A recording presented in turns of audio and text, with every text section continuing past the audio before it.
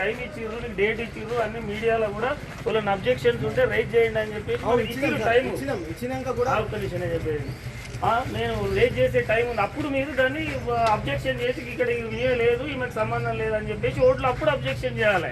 As per election commission norms అది ఎవరికైనా ఇండియాలో ఉన్నటువంటి ఇండియన్ సిటిజన్కి ఎవరికైనా కూడా ఉంటుంది. ఇప్పుడు ఎవరికి హైదరాబాద్లో ఉంటుంది, కొంతమందికి ఇక్కడ ఉంటుంది, మనం ఎన్ని మినిమం రెసిడెన్స్ పీరియడ్ ఉంటే సరిపోయాయి. మినిమం రెసిడెన్స్ పీరియడ్ ఉంటే నేను కూడా నమోదు చేసుకోవచ్చు. ఇప్పుడు దీనివల్లనే సంవత్సరమే ఉండబట్టి నేను కూడా నా ఓటుని ఇక్కడ చేసుకోవచ్చు. అది నమోదు చేసుకుని ఒక్క నిమిషం వినండి. మీరు అప్పుడు నమోదు చేసుకున్నప్పుడు మీకు టైం ఇచ్చిర్రు. మీ ఎలక్షన్ కమిషన్ ఆల్రెడీ అందరికి కూడా మీకు ఎవరైనా అబ్జెక్షన్స్ ఉంటే మీ ఎలక్షన్ ఓటర్ లిస్ట్ అందరికి పబ్లిక్ చేసింది, పబ్లిక్ డొమైన్ లో పెట్టింది. మీరు ఏమైనా ఉంటే మీరు అబ్జెక్షన్స్ రేజ్ చేయమని టైం కూడా ఇచ్చిర్రు. అంత ప్రెస్ లో కూడా ఇచ్చింది.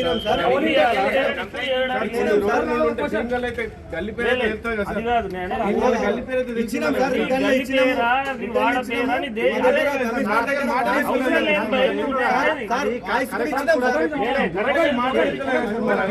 అంతే.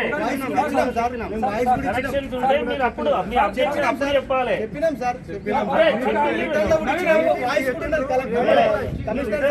రిటర్న్లు ఉంటే వాళ్ళు డిలీట్ కాకపోతే మళ్ళా నీకుంది కలెక్టర్ కూడా చెప్పుకోవాలి.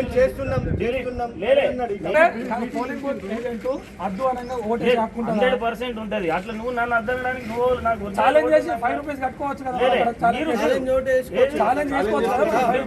మీరు ఇప్పుడు ఓటును ఆపడానికి లేదు. ఛాలెంజ్ ఓటు తర్వాత ఏమున్నదో రిటర్నింగ్ ఆఫీసర్, అది రిటర్నింగ్ ఆఫీసర్ ఇదైతే కంపల్సరీ ఓటేస్తారు వాళ్ళు. ఫ్రీ ఓట్ అది. దానిలో ఓటు హక్కు ఉన్నప్పుడు మనం ఆపడానికి లేదు. అది ప్రజాస్వామ్య హక్కు, వాళ్ళ డెమోక్రటిక్ రైట్. అది ప్రజాస్వామ్య హక్కు. అది మీరు అట్లాంటివి పెట్టండి. ఇప్పుడు తర్వాత ఓటేస్తారు, తర్వాత మీరు పెట్టుకోండి, తర్వాత పెట్టుకోండి. మీరు ఉన్నట్టు పెట్టుకోని ఎలక్షన్ క్యాన్సిల్ అయితే తర్వాత అంతే కదా.